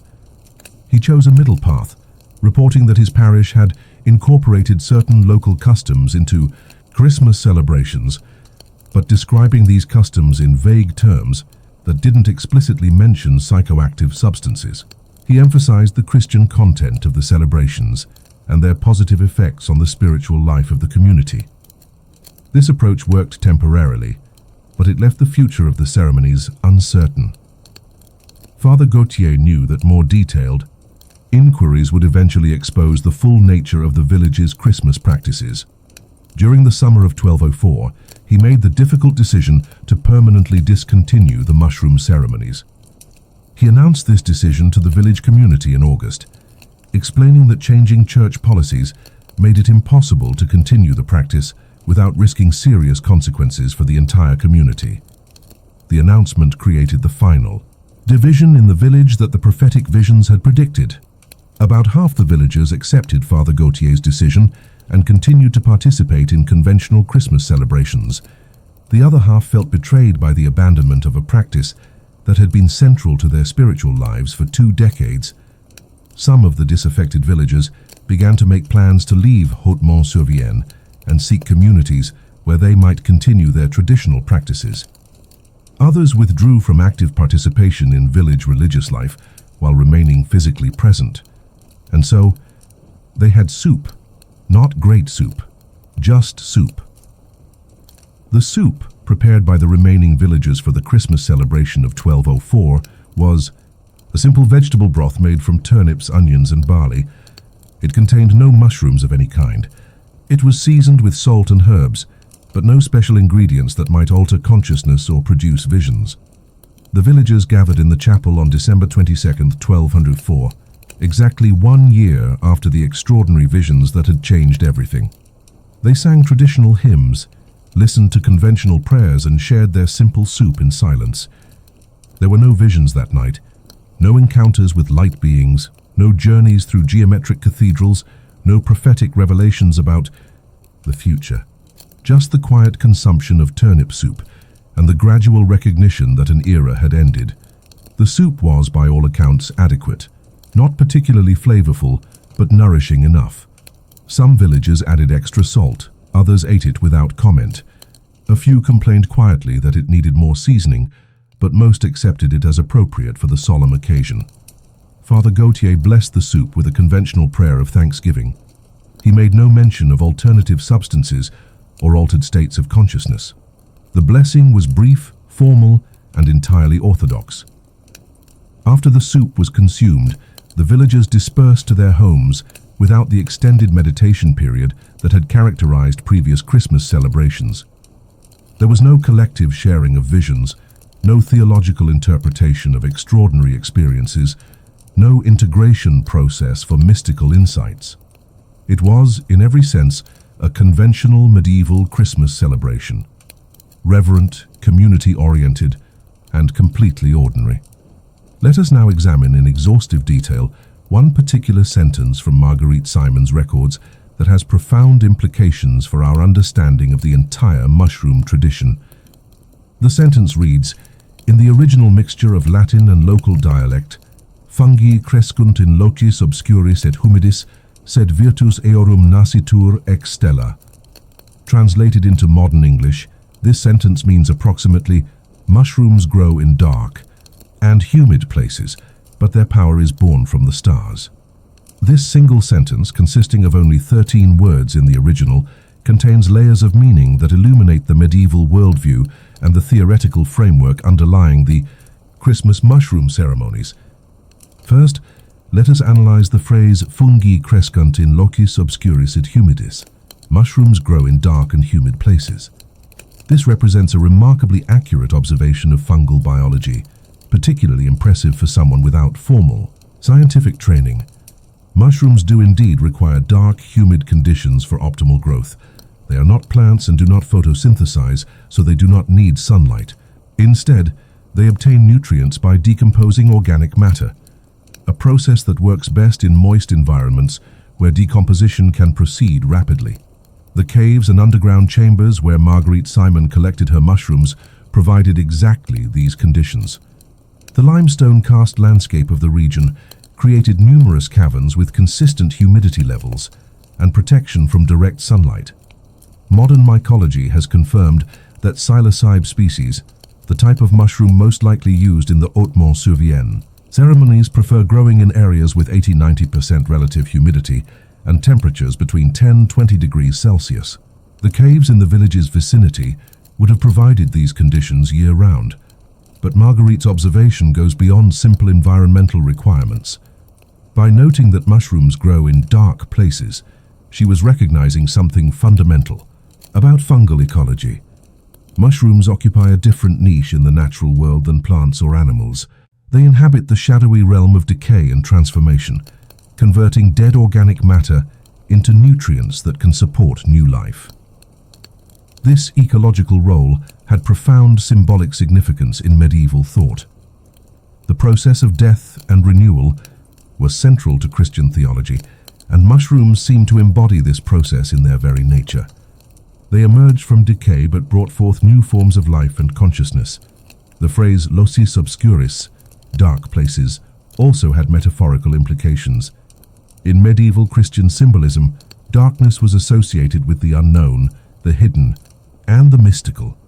The fact that these spiritually significant mushrooms grew in dark places suggested that they were connected to the hidden mysteries of faith.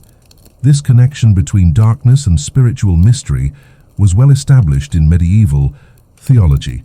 The writings of Pseudo-Dionysius the Areopagite, an influential Christian mystic from the 5th or 6th century, described the approach to God as a journey into divine darkness, where normal rational understanding failed and direct mystical experience became possible. Marguerite Simon may not have been familiar with Pseudo-Dionysius's writings directly, but the idea that spiritual truth could be found in darkness was widespread in medieval Christian culture. The fact that the consciousness-altering mushrooms grew in dark caves seemed to confirm this theological principle. The phrase et humidis and humide adds another layer of meaning. Humidity was associated with the life-giving properties of water, which had central importance in Christian symbolism through baptism and the concept of living water mentioned in biblical texts. Water was also connected to the feminine principle in medieval thought, associated with receptivity, nurturing, and the capacity to give birth to new forms. The humid environment necessary for mushroom growth could thus be seen as a kind of natural womb, where spiritual substances were nurtured into existence. But the second half of Marguerite's sentence is even more intriguing. Sed virtus eorum nascitur ex stella, but their power is born from the stars. This phrase reveals a sophisticated understanding of the relationship between terrestrial and celestial influences. The word virtus is particularly significant. In medieval Latin, this word could mean power, virtue, strength, or essence. It was often used to describe the active principle in medicines or the spiritual force in sacred objects. By using this term to describe the mushroom's effects, Marguerite was suggesting that their consciousness-altering properties were not merely chemical but represented a kind of spiritual force. The phrase nascitur ex stella is born from the stars, indicates that Marguerite believed this spiritual force originated in celestial influences. This reflects the medieval worldview that saw direct connections between heavenly and earthly phenomena. Medieval astrology, which was considered a legitimate branch of natural philosophy, taught that celestial bodies influenced all terrestrial phenomena through their emanations. Different stars and planets were believed to rule over different earthly substances and to determine their properties. The idea that mushrooms derived their power from stellar influences was consistent with this astrological framework. Each substance on Earth was believed to be governed by particular celestial bodies, and the properties of the substance reflected the nature of its ruling stars or planets. In the case of psychoactive mushrooms, their ability to produce visions and altered states of consciousness would naturally be attributed to celestial influences associated with prophecy, mysticism, and divine communication. The specific stars or planets ruling the mushrooms would determine the nature of the visions they produced. Marguerite's records don't specify which celestial bodies she believed governed the mushrooms, but we can make educated guesses based on medieval astrological traditions. Mercury, the planet associated with communication and mystical knowledge, would be a likely candidate. Jupiter, associated with wisdom and spiritual insight, might also be relevant. The constellation Virgo, associated with purity and divine wisdom, could potentially be connected to substances used in religious ceremonies, or perhaps the mushrooms were ruled by more exotic celestial bodies, stars or constellations that were specifically associated with prophetic visions. The timing of mushroom collection and preparation was probably coordinated with the positions of these ruling celestial bodies. Marguerite's records mention collecting mushrooms during specific lunar phases, which suggests that she was indeed following astrological principles in her practices. The new moon was probably considered optimal for collection because it represented the beginning of a new cycle, appropriate for substances that would produce transformative spiritual experiences. The waning moon might be preferred for drying and preparation, as its diminishing light was associated with processes of concentration and distillation. The Christmas timing of the mushroom ceremonies also fits with this astrological framework. The winter solstice, occurring around December 21st, was a major astronomical event that marked the beginning of the sun's return to prominence. This was considered an auspicious time for spiritual practices designed to bring light into darkness.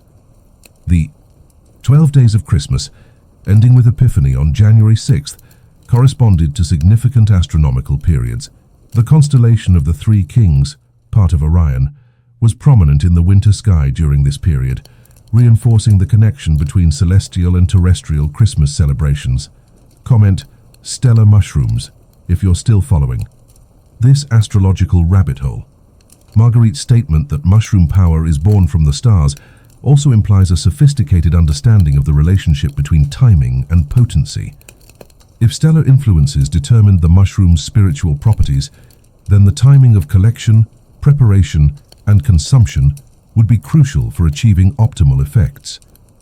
This would explain why the village maintained such precise schedules for their mushroom ceremonies.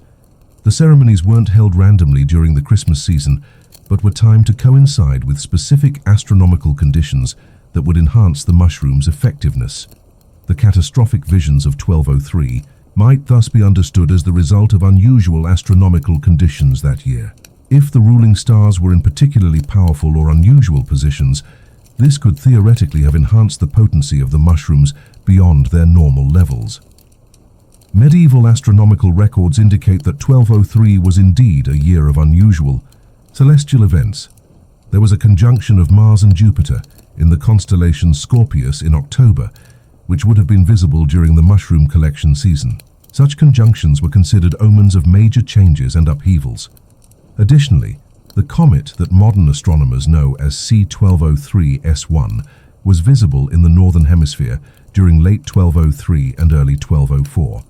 Medieval observers would have seen this as a highly significant portent, possibly explaining why the mushroom visions of that year contained so many prophetic elements. The appearance of comets was traditionally associated with prophecy and revelation in medieval thought. The fact that a bright comet was visible during the period of the extraordinary mushroom visions would have seemed like confirmation that the visions were genuine divine communications. From Marguerite's astrological perspective, the comet might have been seen as the specific celestial influence that had enhanced the mushroom's visionary properties.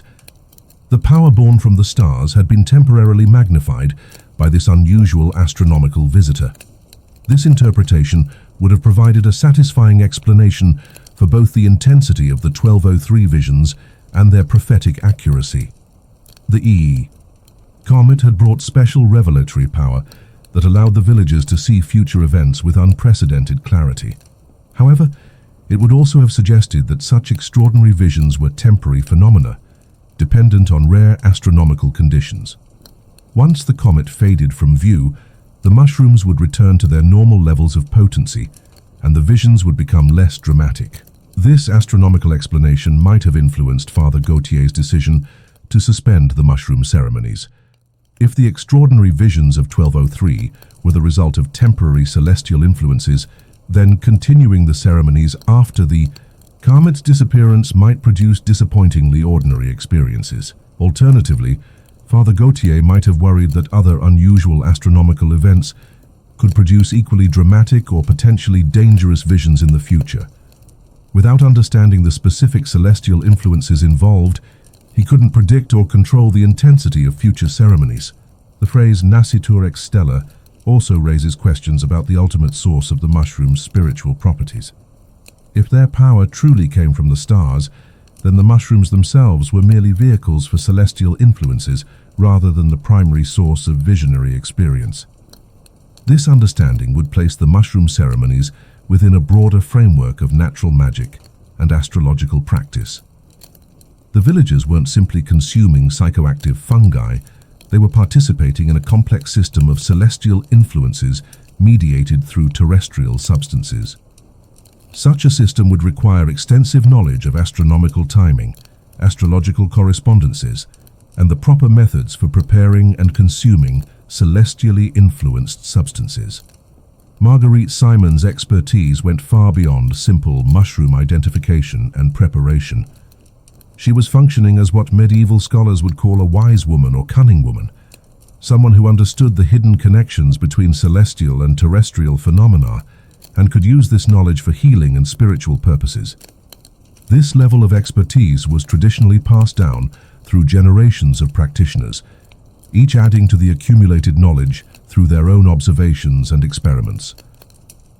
Marguerite had inherited this tradition from her mother and grandmother, but she had also contributed her own innovations and discoveries. Her careful documentation of mushroom preparation methods, dosages, and effects represented a systematic approach to understanding psychoactive substances that was remarkable for its time. She was essentially conducting what we would now call scientific research, though within a framework of astrological and spiritual beliefs, rather than modern scientific materialism. The loss of this knowledge tradition, following the suppression of the mushroom ceremonies, represented a significant blow to the accumulated wisdom of rural communities. Marguerite's records, hidden away and eventually forgotten, contained insights that wouldn't be rediscovered by academic researchers for many centuries. Modern ethnobotanists and anthropologists studying traditional uses of psychoactive plants have found that indigenous knowledge systems often contain remarkably sophisticated understandings of plant chemistry and pharmacology, expressed through mythological and spiritual frameworks rather than scientific terminology. Marguerite Simon's work fits this pattern. Her statement about mushroom power being born from the stars represents a pre-scientific attempt to understand the complex factors that influence the potency and effects of psychoactive substances. While we now know that mushroom potency is influenced by genetic factors, growing conditions, harvesting methods, storage conditions, and preparation techniques rather than by stellar influences, Marguerite's astrological framework served similar functions to modern scientific theories. Both approaches attempt to identify the factors that determine drug potency and to develop methods for predicting and controlling psychoactive effects. The medieval astrological approach was less accurate in its specific claims, but was remarkably sophisticated in recognizing that multiple complex factors influence the outcomes of psychoactive experiences. Marguerite's integration of environmental observations, dark and humid places, with astrological theory, power born from stars, represents a holistic approach to understanding psychoactive substances that encompassed both practical and theoretical considerations. Her work demonstrates that medieval folk medicine was not simply a collection of superstitions and random practices, but could represent sophisticated attempts to understand and systematize knowledge about natural phenomena. The single sentence we've been analyzing thus contains multiple layers of meaning that illuminate medieval approaches to psychoactive substances, astrological theory, natural philosophy, and spiritual practice. It represents a worldview that saw direct connections between celestial and terrestrial phenomena, and that attempted to understand consciousness-altering experiences within a framework of cosmic influences. This worldview was soon to be challenged by changing church policies and evolving intellectual frameworks that would eventually separate natural philosophy from spiritual practice, and that would dismiss astrological explanations as superstitious rather than scientific. But for Marguerite Simon and the villagers of Hautmont-sur-Vienne, the connection between mushroom power and stellar influences was a living reality that guided their spiritual practices and shaped their understanding of the relationship between human consciousness and the cosmos. The detailed analysis of this single sentence reveals the depth and complexity of the knowledge systems that underlay medieval mushroom ceremonies. What appeared to be simple religious rituals were actually sophisticated practices based on accumulated generations of observation, experimentation, and theoretical reflection. The suppression of these practices represented not just the end of particular religious ceremonies, but the destruction of entire knowledge traditions that had developed over centuries of careful study and practice. Now let us examine in equally exhaustive detail another single phrase from Marguerite's records. The phrase tempus colligendi sub luna nova, the time of gathering under the new moon, appears 17 times in her surviving documents, suggesting its fundamental importance to her system of mushroom preparation. The repetition of this phrase indicates that lunar timing was not merely a minor consideration in mushroom collection, but was central to Marguerite's entire approach. The new moon was apparently the optimal time for harvesting the fungi used in Christmas ceremonies. From an astrological perspective, the new moon represents the beginning of the lunar cycle, when the moon's influence is at its most receptive and potential-laden stage. This would be considered an appropriate time for collecting substances intended to produce transformative spiritual experiences. The new moon is also the darkest phase of the lunar cycle, which connects to the earlier observation about mushrooms growing in dark places. The temporal darkness of the new moon period would harmonize with the spatial darkness of the caves where mushrooms grew. Medieval people believed that the timing of harvest could significantly affect the properties of medicinal plants and other natural substances. Plants collected at different lunar phases were thought to have different therapeutic potencies, with the new moon being particularly favorable for substances intended for spiritual or transformative purposes. This belief was based on the theory that the moon's gravitational influence affected the flow of vital fluids within plants, concentrating their active principles at specific times during the lunar cycle. While this theory was not scientifically accurate, it represented a systematic attempt to optimize the potency of natural remedies through timing. The phrase sub-luna nova, under the new moon, also suggests that mushroom collection took place at night, during the dark period when the new moon was technically present but not visible. This nighttime harvesting would have practical advantages, as it would ensure that the mushrooms were collected in the cool, humid conditions that preserved their potency. Nighttime collection would also have symbolic significance, connecting the practice to the realm of dreams, visions, and altered consciousness that the mushrooms were intended to produce. The collectors would be entering the dark, hidden world of the caves under the darkness of the new moon, creating multiple layers of symbolic resonance. The practical logistics of nighttime mushroom collection in medieval times would have been challenging. The collectors would need artificial lighting, probably in the form of candles or oil lamps, but they would have to be careful not to damage the delicate fungi with too much light or heat. They would also need to navigate the cave systems safely, in the dark, requiring intimate knowledge of the underground passages and the ability to move quietly to avoid disturbing the growing mushrooms. This would have been skilled, specialized work requiring years of experience. The timing of collection under the new moon would also need to be coordinated with the seasonal availability of mushrooms and with the schedule of Christmas ceremonies. Since the new moon occurs approximately every 29.5 days, there would only be 1 or 2 opportunities during the optimal mushroom season to collect at the preferred lunar phase. This coordination requirement suggests that Marguerite Simon maintained detailed calendars, tracking both lunar phases and mushroom growing cycles. She would need to predict weeks in advance when conditions would be optimal for collection and plan accordingly to ensure adequate supplies for the Christmas season. Such planning would require not only astronomical knowledge, but also detailed understanding of how weather conditions affected mushroom growth. Her dry autumn might delay the mushroom season, forcing collection to be postponed until a later lunar cycle. The phrase tempus colligendi, the time of gathering, implies that there was a specific, limited period when mushroom collection was appropriate. This wasn't a casual activity that could be done whenever mushrooms were visible, but a carefully timed operation conducted under optimal conditions. The Latin word tempus has broader implications than simply time. It can also mean season, opportunity, or the right moment. Marguerite's use of this term suggests that mushroom collection required recognizing and seizing the appropriate moment when multiple factors aligned. These factors would include lunar phase, seasonal timing, weather conditions, and the maturity of the mushroom fruiting bodies. All these elements would need to come together during a narrow window of opportunity for optimal collection. The ritualistic nature of this timing system suggests that mushroom collection was not merely a practical activity, but was itself a spiritual practice. The collectors would be participating in cosmic cycles and aligning their actions with celestial influences. This spiritual dimension of mushroom collection would have prepared the collectors for the eventual consumption of the substances they gathered.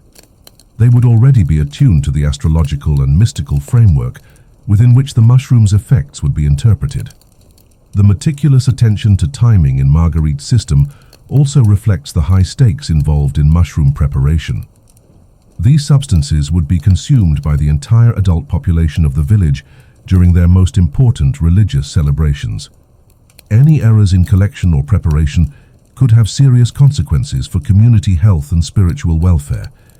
By developing and following precise timing protocols, Marguerite was attempting to minimize risks and maximize the likelihood of positive outcomes from the mushroom ceremonies. Her system represented a form of quality control adapted to medieval knowledge and technology. The preservation of these timing details in her written records indicates that Marguerite expected her system to be continued by future practitioners. She was documenting not just what she did, but how and when she did it, creating a manual for others to follow. The fact that this knowledge was eventually lost, following the suppression of the mushroom ceremonies, represents the fragility of oral and written knowledge traditions in medieval times. Without institutional support and continuous practice, even carefully documented systems could disappear within a few generations. If you're still here watching me dissect medieval lunar scheduling systems, why? Leave a like if you've achieved a new level of boredom tolerance. The repetition of the phrase tempus colligendi sub luna nova 17 times in Marguerite's records suggests that she collected mushrooms for 17 different Christmas ceremonies, corresponding to approximately 17 years of practice. This gives us a sense of the continuity and stability of the mushroom tradition during its peak period. Each instance of mushroom collection would have been a significant undertaking, requiring coordination of multiple people, careful timing, and proper preparation of storage materials. The 17 repetitions represent 17 successful executions of this complex process. The consistency of the phrase across all 17 instances suggests that Marguerite had developed a standardized, protocol that she followed without significant variation. This consistency would have been important for maintaining reliable potency and effects across different years and ceremonies. However, the environmental factors affecting mushroom growth would have varied from year to year, requiring Marguerite to adapt her basic protocol to changing conditions while maintaining its essential timing elements. Her expertise would have been tested by drought years, unusually wet seasons, and other variations in growing conditions.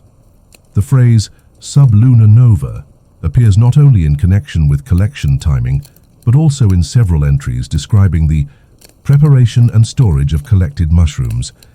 This suggests that lunar timing continued to be important throughout the entire process of readying the substances for use. Marguerite may have believed that the new moon's influence needed to be maintained throughout the preparation process to preserve the mushroom's spiritual potency. This would require coordinating not only the initial collection, but also subsequent processing steps with lunar cycles. Such coordination would add significant complexity to the mushroom preparation system, requiring careful scheduling and sometimes forcing delays in processing if lunar conditions were not favorable.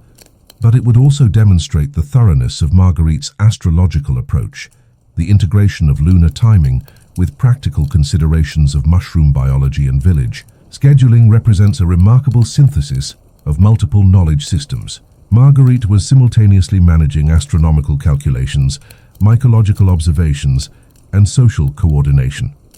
This level of systematic complexity suggests that the mushroom ceremonies were not informal folk practices, but were sophisticated, religious and technical undertakings, requiring considerable expertise and planning. They represented a high level of cultural achievement within the context of medieval village life. The eventual loss of this systematic knowledge following the end of the ceremonies thus represents not just the end of particular religious practices, but the destruction of accumulated cultural and technical expertise that had taken generations to develop. Modern attempts to understand medieval mushroom use must work from fragmentary evidence and attempt to reconstruct knowledge systems that were once highly developed and precisely documented. Marguerite Simon's records provide rare glimpses into this lost world of systematic psychoactive plant use.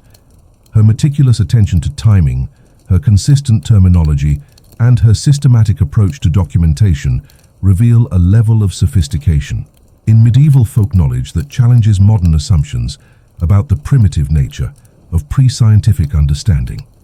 The phrase tempus colligendi sub luna nova thus encapsulates an entire worldview that saw human activities as necessarily coordinated with cosmic cycles, and that approached consciousness-altering substances as sacred materials requiring careful timing and preparation. This worldview would soon be replaced by approaches that separated natural philosophy from spiritual practice, and that dismissed astrological timing as irrelevant to the properties of material substances. But for Marguerite Simon and her contemporaries, the connection between lunar cycles and mushroom potency was an essential element of their understanding of how consciousness, nature, and cosmos interacted. We find ourselves now at the point where any reasonable person would have stopped reading. If you are still here, absorbing information about medieval mushroom collection schedules and the astrological significance of Latin phrases, you represent approximately 0.01% of humanity. Congratulations on achieving a level of persistence that borders on the pathological. This section is being told solely to reach our time target. We could have concluded our narrative with Father Gautier's decision to end the mushroom ceremonies, wrapped up the story of Haute-Mont-sur-Vienne's brief experiment with psychoactive Christmas celebrations, and called it complete. But that would have given you a 90-minute video instead of the promised 2 hours. So here we are, continuing to discuss a topic that ceased to be relevant 7 centuries ago. The irony, of course, is that you're still watching, despite my explicit admission that this material is filler. Despite the increasingly obvious padding of our historical narrative, you continue to devote your precious time to learning about medieval lunar schedules and astrological mushroom theory.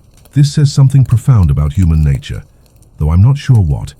Perhaps you're hoping that something genuinely interesting will eventually emerge from this swamp of irrelevant detail. Perhaps you've become hypnotically entranced by the rhythmic monotony of academic prose applied to absurdly specific topics. Or perhaps you simply lack the basic survival instincts that would cause a normal person to flee from such aggressively boring content. Whatever your motivation, you're witnessing something remarkable. The complete transformation of potentially fascinating historical material into mind-numbing tedium through the simple expedient of excessive detail and deliberately flat presentation. It's a masterclass in how to make anything boring, no matter how inherently interesting it might be. Consider what we've actually discussed in the past hour and a half. We've covered psychoactive mushroom use in medieval religious ceremonies, prophetic visions that accurately predicted historical events, church suppression of indigenous spiritual practices, and the preservation of ancient knowledge systems. These are genuinely intriguing topics that could support compelling documentaries, academic research, or popular history books. Instead, you've received exhaustive discussions of wheat harvesting techniques, pottery manufacturing processes, and the genealogies of fictional medieval families. You've learned more about 12th century beekeeping than any human should reasonably need to know. You've been subjected to detailed analyses of single sentences from historical documents that may or may not have existed. This transformation of interesting material into tedium is not accidental. It represents a deliberate experiment in the manipulation of attention and the limits of audience tolerance. How much irrelevant information can be injected into a narrative before people stop paying attention? How boring can content become while still maintaining some thread of coherence that keeps viewers engaged? The answer apparently is very boring indeed. You're still here, after all, listening to me explicitly discuss the boringness of the content you're consuming. You've entered a recursive loop of boredom awareness that would impress even the most postmodern media theorist. But let's not give you too much credit for persistence. Your continued attention might simply reflect the modern condition of attention, fragmentation, and passive media consumption. Perhaps you're not actively listening at all, but have simply left this video running while engaged in other activities. Perhaps you're using it as background noise or as a sleep aid. If so, you're participating in the complete commodification of information, where content is consumed not for its meaning or value, but simply for its ability to fill time and create the illusion of productivity or learning. You can claim to have watched a 2-hour documentary about medieval history, regardless of how much you actually absorbed or understood. This commodification of attention represents one of the more depressing aspects of contemporary media culture.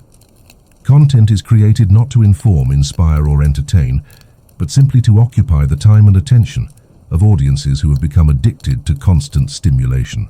Quality becomes irrelevant as long as quantity is maintained. The medieval villagers of Haute-Mont-sur-Vienne, whatever the reality of their mushroom ceremonies, at least engaged with their spiritual practices actively and intentionally. They gathered together, prepared carefully, and committed significant time and attention to experiences they believed were meaningful. Their approach to altered consciousness was communal, ritualized, and integrated into their broader understanding of reality. Your current experience, by contrast, involves passive consumption of information about their practices, while probably engaging in multiple other activities simultaneously. You're learning about medieval approaches to consciousness while remaining entirely unconscious of your own mental state and attention patterns. The contrast is instructive. Medieval people used consciousness-altering substances to enhance their awareness, deepen their spiritual understanding, and strengthen their community connections. You're using consciousness-fragmenting media to avoid awareness, distract yourself from difficult questions, and maintain the illusion of engagement while remaining fundamentally passive. But perhaps this comparison is unfair. After all, we don't actually know whether the mushroom ceremonies of Haute-Mont-sur-Vienne ever occurred. The entire story might be an elaborate fabrication designed to provide a historical framework for discussing the manipulation of attention and the nature of boredom. If so, your continued attention represents something more interesting than mere passive consumption. You would be participating in an experiment in narrative construction and audience manipulation, helping to test the limits of how much obviously irrelevant material can be incorporated into a story while maintaining narrative coherence. An experiment would have its own value, revealing something about how stories work, how audiences process information, and how the promise of eventual payoff can sustain attention through long periods of tedium. You would be contributing to our understanding of narrative psychology and attention economics. Alternatively, your persistence might reflect a kind of stubborn optimism, a belief that any sufficiently detailed discussion of any topic will eventually reveal interesting insights or unexpected connections. This would be a form of intellectual faith, a commitment to the principle that everything is potentially meaningful if examined with sufficient care and attention. This faith would not be entirely unjustified. Even our deliberately tedious discussions of medieval agriculture and pottery have revealed something about the complexity of historical communities and the interconnectedness of seemingly unrelated activities. The boring details accumulate into a picture of medieval life that is richer and more complex than simplified historical narratives typically provide. You might argue that learning about medieval spoon carving techniques or goat herding practices has value in itself, regardless of their relevance to mushroom ceremonies or Christmas celebrations. Such knowledge contributes to a more complete understanding of how people lived in different historical periods, even if that understanding has no practical applications in contemporary life. This argument has merit, but it also raises uncomfortable questions about the opportunity costs of your attention. The time you've spent learning about medieval beekeeping is time you could have spent learning about contemporary issues that might actually affect your life. The mental energy you've devoted to tracking the genealogies of fictional medieval families could have been applied to understanding real contemporary problems. The question becomes, at what point does intellectual curiosity become intellectual indulgence? When does the pursuit of knowledge for its own sake become a form of escapism that avoids engagement with more pressing concerns?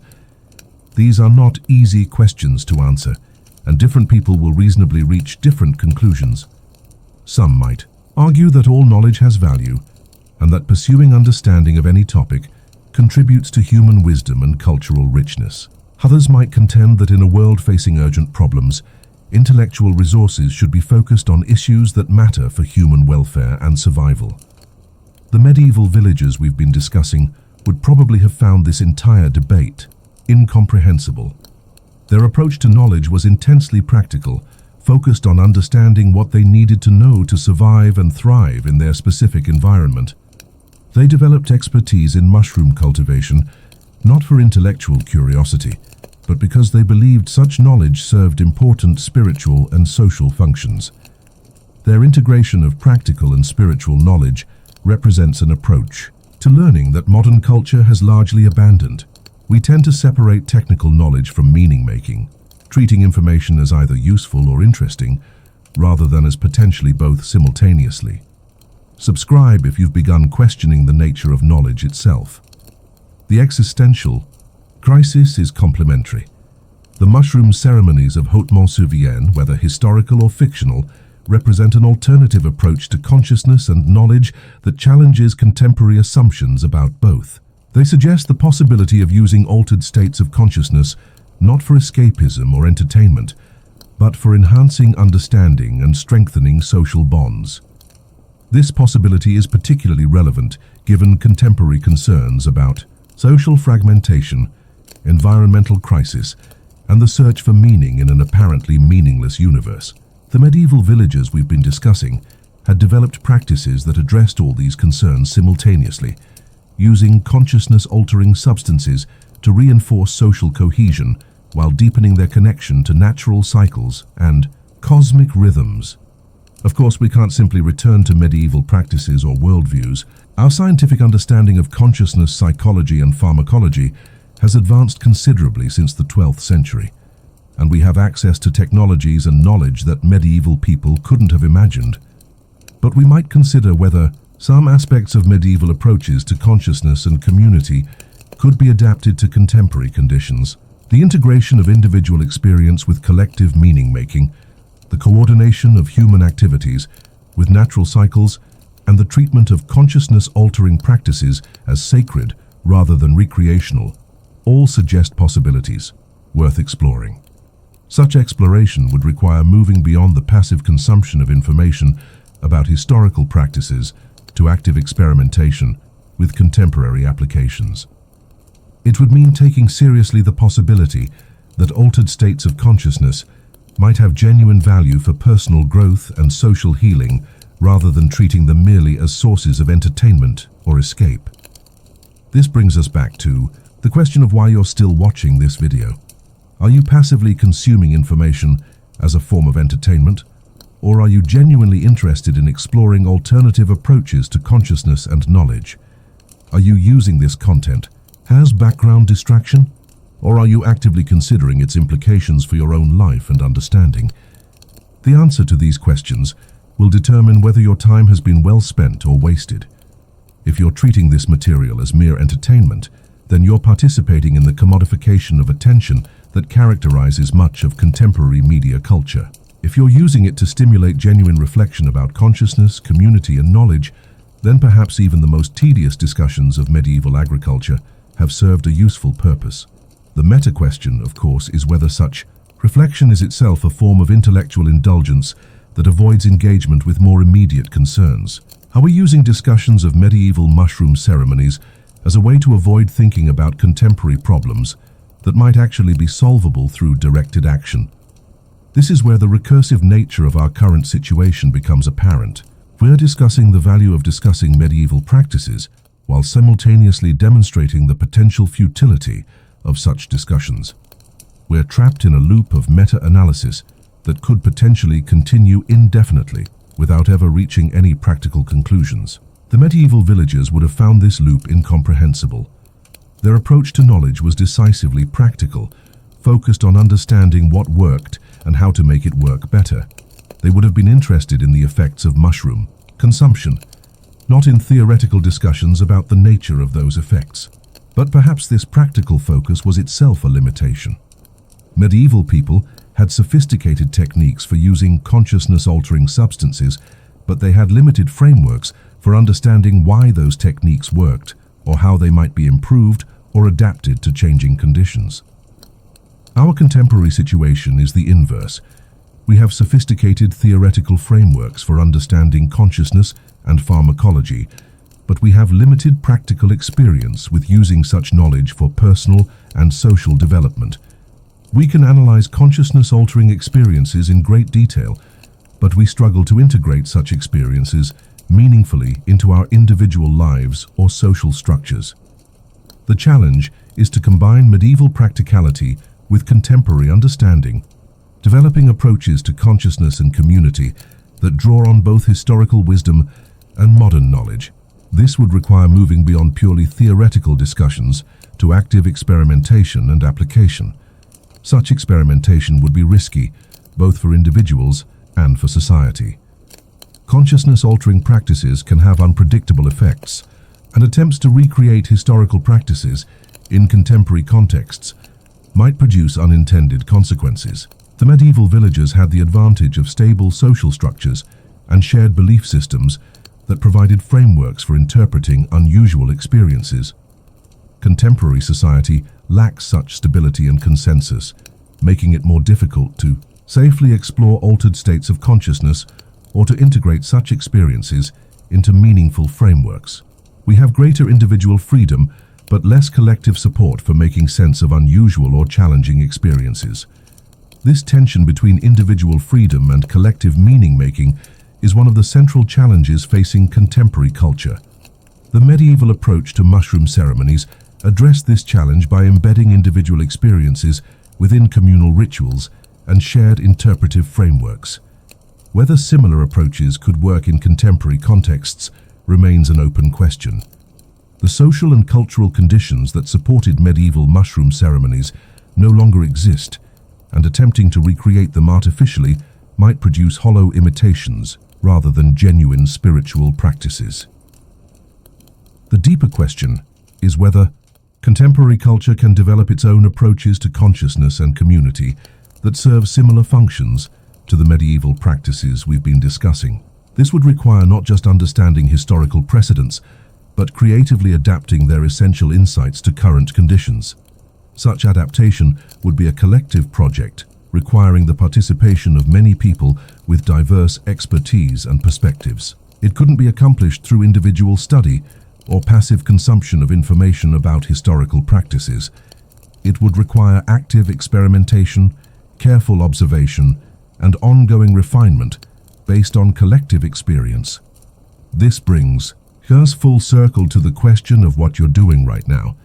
Are you engaging with this material as a consumer of information, or as a potential participant in collective efforts to understand and develop approaches to consciousness and community? Are you satisfied with theoretical knowledge about historical practices, or are you interested in exploring their contemporary relevance? The answer to these questions will determine whether the time you've spent on this video has contributed to anything beyond the temporary occupation of your attention. Medieval mushroom ceremonies were ultimately about transformation, personal, social, and spiritual. The question is whether discussing them can contribute to similar transformations in contemporary life, or whether such discussions are merely academic exercises with no practical implications. We're approaching the end of our allocated time, and you've persevered through discussions that would have defeated less persistent viewers. Whether this persistence reflects admirable intellectual curiosity or problematic addiction to stimulation remains unclear. Perhaps it reflects both simultaneously, demonstrating the complexity of contemporary relationships with information and attention. And so we reach the conclusion of our journey through the tedious landscape of medieval Christmas traditions involving psychoactive substances. You have demonstrated a level of persistence that would have impressed even the most dedicated medieval chronicler. Sitting through detailed discussions of spoon carving, beekeeping, and astrological mushroom theory with what can only be described as heroic patience. What have we learned from this exhaustive exploration of possibly fictional historical practices? We have learned that boredom is a complex phenomenon that can be sustained for remarkably long periods through the careful application of academic prose to inherently interesting topics. We have learned that human attention can be manipulated in ways that would make medieval alchemists envious. We have learned that the promise of eventual revelation can sustain interest through vast deserts of irrelevant detail. Most importantly, we have learned that the real Christmas tradition hidden in this narrative was not the consumption of psychoactive mushrooms by medieval villagers, but rather the consumption of aggressively tedious content by contemporary viewers who have somehow convinced themselves that such consumption constitutes a form of learning or entertainment. The mushroom ceremonies of Hautmont-sur-Vienne may or may not have existed. The village itself might be entirely fictional. Marguerite Simon and her carefully documented preparation methods could be elaborate fabrications designed to provide historical legitimacy for extended discussions of medieval agriculture and astronomy. But your attention has been entirely real. Your time has been genuinely consumed. Your patience has been thoroughly tested, and your persistence has been systematically exploited through narrative techniques that promise resolution.